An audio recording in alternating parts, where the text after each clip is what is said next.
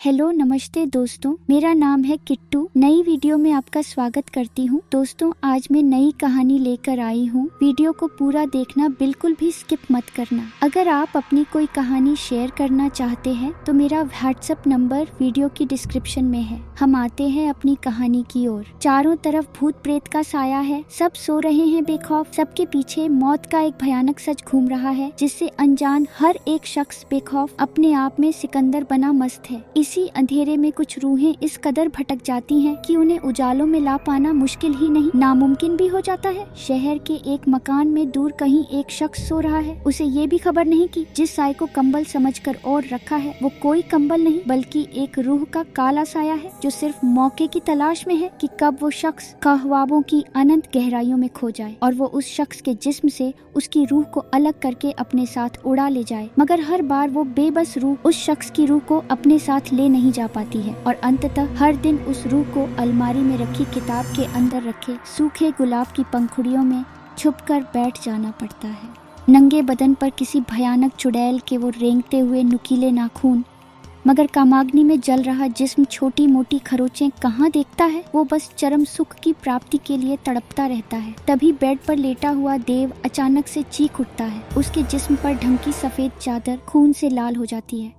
वो चादर को अपने ऊपर से हटाकर बेड से दूर फेंक देता है। तभी उसकी नजर शीशे पर दिख रहे अपने ही अक्स पर पड़ती है। वो आईने के पास जाता है। उसके जिस्म पर किसी औरत के नुकीले नाखूनों द्वारा नोचे जाने के निशान स्पष्ट दिखाई दे रहे हैं। देव एक बार फिर चीख को हाथों से मुंह में दबाकर रोता हुआ वहीं फर्श पर बिछी कालीन पर धड़ाम से गिर जाता है। तभी दरवाजे पर खटखटाने की आवाज सुनाई देती है। नौकर कहता है, ब्रेकफास्ट रेडी हो गया है। देव फ्रेश होकर डाइनिंग टेबल पर पहुंचता है। वो अभी भी सदमे से उभर नहीं पा रहा था कि अचानक उसकी नजर सामने रखे लाल रंग के जूस पर पड़ती है। देव लाल रंग को खून का कटोरा समझकर फेंक देता है, जिससे चाइना बोन्स का बर्तन छनाक की आवाज के साथ फर्श पर टुकड़ों में बिखर जाता है और अनार के जूस से सारा फर्श लाल हो जाता है।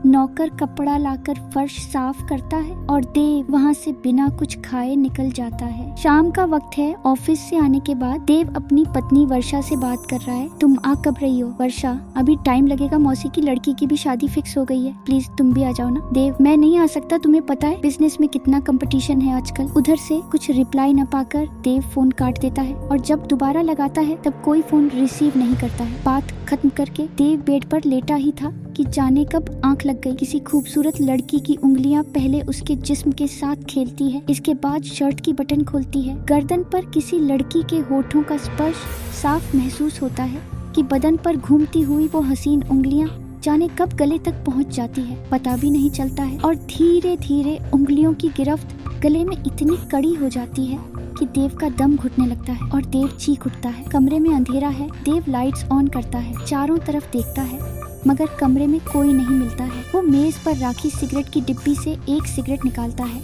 माचिस की तीली खींचकर मैच बॉक्स को मेज पर वापस रखता है। सिगरेट के 2-4 कश लेने के बाद उसे लगता है हो सकता है वर्क के ज्यादा होने की वजह से शायद वो थक गया है। थकान मिटाने के लिए देव एक ड्रिंक बनाता और बालकनी में कुर्सी लगाकर बैठ जाता है। अभी ड्रिंक का एक शिप लिया ही था कि अचानक लाइट गोल हो जाती है। देव मोबाइल की फ्लैश लाइट ऑन करके मोमबत्ती ढूंढने में लग जाता है। अलमारी के खांचे से मोमबत्ती निकालता है और माचिस की तरफ हाथ बढ़ाता है। तभी ऐसा लगता है जैसे कोई अनजान हाथ माचिस को टेबल पर देव की ओर आगे बढ़ा दिया है। देव इस बात को अनदेखा कर एक बार फिर ड्रिंक खत्म करने में लग जाता है। तभी देव के कानों के पास किसी अनजान लड़की की आवाज आती है। देव, देव, क्या तुम मुझे भूल गए हो? देव, कौन हो तुम? वो आवाज एक लड़की का रूप ले लेती है। देव उसकी तरफ देखकर एक बार फिर पूछता है, कौन हो तुम? वो कहती है, मैं तृप्ति। क्या तुम मुझे पूरी तरह भूल चुके हो? देव कहता है, कौन तृप्ति? वो कहती है, जाओ, मैं तुमसे बात नहीं करती, मगर क्या करूँ, तुमसे नाराज भी तो नहीं हो सकती। अब मैं एक आत्मा हूँ। देव कहता है, कौन हो तुम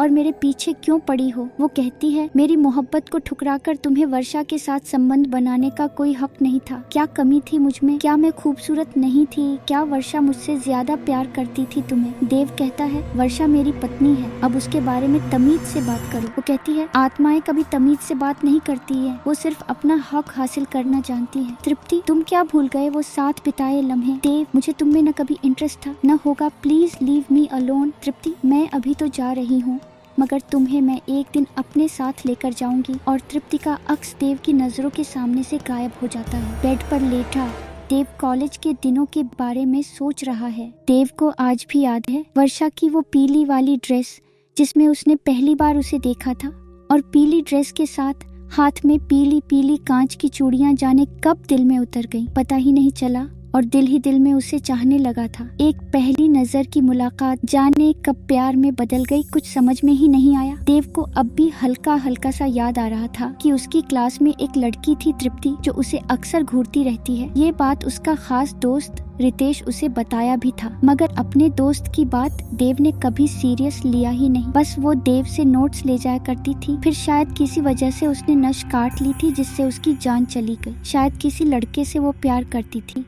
उस लड़के ने तृप्ति के प्यार को ठुकरा दिया था। ये कहावत न्यूज़पेपर में छपी थी। देव इतने दिनों बाद तृप्ति का लगभग पूरी तरह से चेहरा भी भूल चुका था। तभी अचानक से देव की नजर अपने बाजू में लेटी तृप्ति पर पड़ती है। वो देव की आंखों में आंखें डालकर कहती है, क्या हुआ देव, मेरे बारे में सोच रहे थे ना? देव फौरन बिस्तर से उठकर दूर खड़ा हो जाता है। तृप्ति कहती है, तुम मुझसे इतनी नफरत करते हो तो तुमने मेरी यादों को अब तक अपने पास संजो कर क्यों रखा है? डरो मत देव, मैं तुम्हें कोई नुकसान नहीं पहुंचाऊंगी। मैं तो बस इतना चाहती हूँ कि तुम उस वर्षा को छोड़कर मेरे बन जाओ। देव कहता है, नहीं तृप्ति, ऐसा हरगिज नहीं हो सकता। तुम्हें मेरी जिंदगी से दूर जाना ही होगा। तृप्ति, कितने मासूम हो देव, तुम्हें इतना भी नहीं मालूम। मैं रूह हूँ, किसी की गुलाम नहीं। मैं जहाँ चाहूँ वहाँ आ जा सकती हूँ। देव कहता है, मुझे बख्श दो प्लीज। इतना बोलते ही तृप्ति न जाने कहाँ गायब हो जाती है, और थोड़ी देर बाद एक भयानक हंसी के साथ फिर प्रकट हो जाती है और कहती है, बड़े भोले हो तुम, जाओ, प्यार की खातिर तुम्हें आजाद किया। देव थोड़ा रिलैक्स हो जाता है। तभी सब कुछ शांत हो जाता है कि अचानक देव के सीने में भयानक दर्द उठता है। वो अपना सीना दबाता है। उसे ऐसा लगता है जैसे कोई उसके जिस्म से उसका दिल निकाल रहा है। तभी तृप्ति एक बार फिर दिखती है। इस बार उसका रूप बहुत भयानक हो जाता है। देव, मैं चाहूँ तो अभी तुम्हारा दिल निकाल कर तुम्हारे जिस्म की धड़कनें बंद कर सकती हूँ, मगर मैं तुम्हें तुम्हारी मर्जी के साथ पूरी तरह से पाना चाहती हूँ। क्या तुम्हें मेरी तड़पती रूह पर जरा भी तरस नहीं आता? जीते जी तो तुमने कभी मेरी कदर नहीं जानी, मगर मरने के बाद तो तुम्हें मेरी मौत पर आंसू बहाना चाहिए था देव। खैर कोई बात नहीं, जीते जी न सही, मरकर तो तुम मेरे हो ही जाओगे। जाओ जी लो तब तक अपनी बची हुई जिंदगी। इस माह अमावस की रात तुम्हारी जिंदगी की आखिरी रात होगी, क्योंकि इस रात आत्माओं की ताकत बहुत बढ़ जाती है। इसके बाद अमावस की काली रात में होगा हमारी रूहों का मधुर मिलन। इतना कहकर तृप्ति की रूह हंसती हुई वहाँ से चली जाती है। देव अपनी पत्नी वर्षा को फोन लगाता है। वर्षा, हेलो, हाँ जी, कैसे हो देव?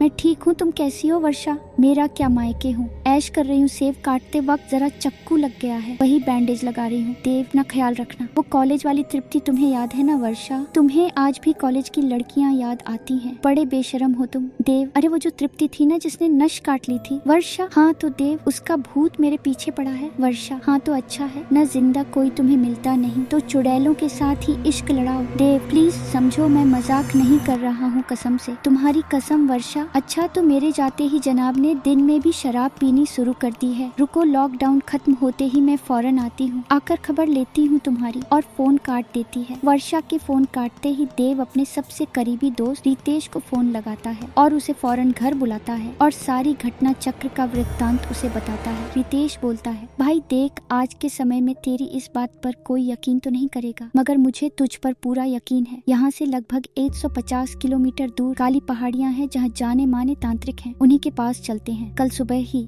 देव कहता है, यार रितेश, तू आज यहीं रुक जा, सुबह जल्दी निकल चलेंगे। रितेश बोलता है, तेरे लिए जान हाजिर है मेरे भाई, मैं आज यहीं रुकता हूँ। दोनों एक ही बेड पर लेटकर रात गुजारते हैं, मगर देव की आंखों में नींद कहाँ थी। रह रहकर खून से लटपट तृप्ति का चेहरा उसके सामने आ जाता था। फिर कहीं वर्षा के बारे में अनजान सा डर मन को खाए जा रहा था। तभी देव को याद आया, तभी तृप्ति की मौत के पहले कॉलेज के दिनों में वर्षा की स्कूटी का एक्सीडेंट हुआ था। तब बाइक रिपेयर ने बोला कि आपकी स्कूटी की ब्रेक वायर किसी ने काट दी थी मैडम। तब देव को ये पता नहीं था कि ये हरकत तृप्ति द्वारा की हुई थी, और कॉलेज की प्रैक्टिकल लैब में जो वर्षा के ऊपर एसिड गिर गया था वो भी तृप्ति ने जानबूझकर गिराया था। वो तो किस्मत थी कि एसिड ज्यादा तेज नहीं था और वर्षा ने जीन्स पहना हुआ था, वरना उसका असर जिस्म तक हो सकता था। यही सब सोचते जाने कब सुबह हो जाती है पता ही नहीं चलता है। और सुबह होते ही देव और रितेश की कार काली पहाड़ी के रवाना हो जाती है। काली पहाड़ी पहुंचते ही दोनों तांत्रिक को सारे घटना चक्र से अवगत करवाते हैं। तभी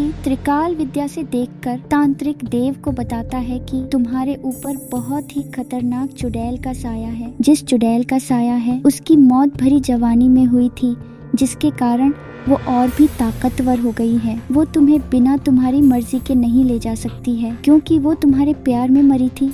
इस कारण उसका तुम्हारा दिल जीतना जरूरी बन जाता है। अगर तुम्हारा झुकाव जरा भी उसकी तरफ हुआ तो वो तुम्हारा दिल तुम्हारे जिस्म से निकाल कर बाहर फेंक देगी और तुम्हारी रूह को अपने साथ ले जाएगा। देव निवारण का उपाय पूछता है। तांत्रिक बताता है, इस महीने की अमावस तक अगर तुम खुद को बचा ले गए तो ठीक है, वरना तुम्हारी मृत्यु सुनिश्चित है। तुम्हें फौरन अपनी पत्नी को बुलाना होगा, जिससे ज्यादा से ज्यादा समय तक तुम अपनी पत्नी के साथ रह पाओ और उस चुड़ैल के बारे में न सोचो। और हाँ, जैसा कि मैं देख पा रहा हूँ, तुम्हारे बेडरूम की अलमारी में एक डायरी रखी है, जिसके पन्नों में एक सूखे हुए काले गुलाब की पंखुड़ियां रखी हुई हैं, जो कि काले जादू से अभिशापित है। उसे तुम्हें तब दिया था जब वो जिंदा थी। तुमने उस गुलाब को न देखा न छुआ। ये तुम्हारा सौभाग्य था। शायद काला जादू आखिरी दांव था तुम पर, जिसकी असफलता वो बर्दाश्त नहीं कर पाई और आत्महत्या कर ली। तांत्रिक से विदा लेकर देव और रितेश फौरन अपने घर को रवाना होते और वर्षा को भी घर पहुंचने के लिए कहते हैं। और जैसे ही देव अपने घर के अंदर पहुंचता है, वर्षा का बैग देखकर खुश हो जाता है। वो वर्षा वर्षा कहता हुआ अंदर के कमरों की तरफ बढ़ता है। वर्षा को ढूंढता हुआ जब देव बेडरूम में पहुंचता है तो वहाँ का भयानक दृश्य देखकर वो डर जाता है। सामने बेड पर वर्षा खून से लथपथ